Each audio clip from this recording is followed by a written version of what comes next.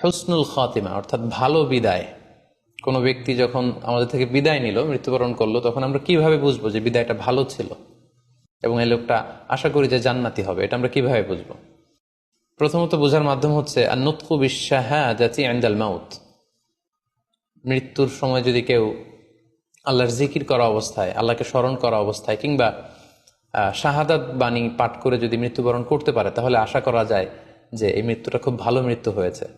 কারণ আল্লাহ রাসূল সাল্লাল্লাহু আলাইহি ওয়াসাল্লাম সুনানে আবু দাউদের এক বর্ণনায় ইরশাদ করেছেন, মান কানা আখিরু কালামিহি লা ইলাহা ইল্লাল্লাহ, যে ব্যক্তির শেষ বাক্য হবে লা ইলাহা ইল্লাল্লাহ এবং এই কালিমাতুত তাইয়্যিবা, এটা পরে যদি কেউ শেষ নিঃশ্বাস ত্যাগ করতে পারে, তাহলে সে জান্নাতে প্রবেশ করবে বলে আল্লাহ রাসূল সাল্লাল্লাহু আলাইহি ওয়াসাল্লাম আমাদেরকে সুসংবাদ দিয়েছেন।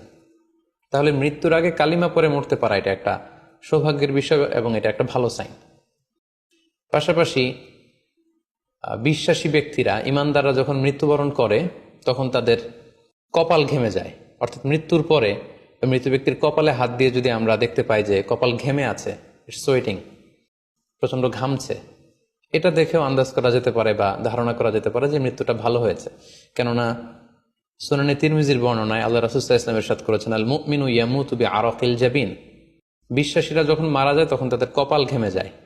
সো অনেক আল্লাহওয়ালা ভালো মানুষের মৃত্যুর পরে আমরা এটা দেখেছি বা শুনেছি যে ইন্তেকালের পরে তাদের কপাল ঘেমেছিল এবং সেটা দেখে কিন্তু বোঝা যাবে যে মৃত্যুটা ভালো ছিল। পাশাপাশি জুমার রাতে যদি কেউ ইন্তেকাল করে, বৃহস্পতিবার দিবাগত রাতে, নিঃসন্দেহে সেক্ষেত্রে লোকটার ইমানদার হতে হবে, সৎ ব্যক্তি হতে হবে। সেক্ষেত্রে এটা একটা ভ্যালিউ অ্যাড করবে যে জুমার রাতে সে ইন্তেকাল করেছিল। রমাদান মাসে যদি কেউ ইন্তেকাল করে, এটা একটা খুশনসিব তার জন্য। পাশাপাশি হজের সফরে যদি কেউ, হজের যে দীর্ঘ সফর, এই সফরে যদি কেউ ইন্তেকাল করে, এটা একটা ভালো মৃত্যু বলে ধর্তব্য হবে। পাশাপাশি কেউ যদি জেহাদের ময়দানে শহীদ হওয়ার সৌভাগ্য লাভ করে, নিঃসন্দেহে এটা সবচেয়ে শ্রেষ্ঠ মৃত্যু। আল্লাহ তাআলার কাছে সবচাইতে শ্রেষ্ঠ মৃত্যু হচ্ছে শাহাদাতের মৃত্যু, এবং শহীদের দেহ থেকে গড়ে গড়ে পড়া, মাটিতে পড়া যে রক্তের ফোঁটা, এই ফোঁটাটা আল্লাহ তাআলার কাছে খুব প্রিয়। সো নিঃসন্দেহে শাহাদাতের মৃত্যু এটা পৃথিবীর শ্রেষ্ঠতম মৃত্যু।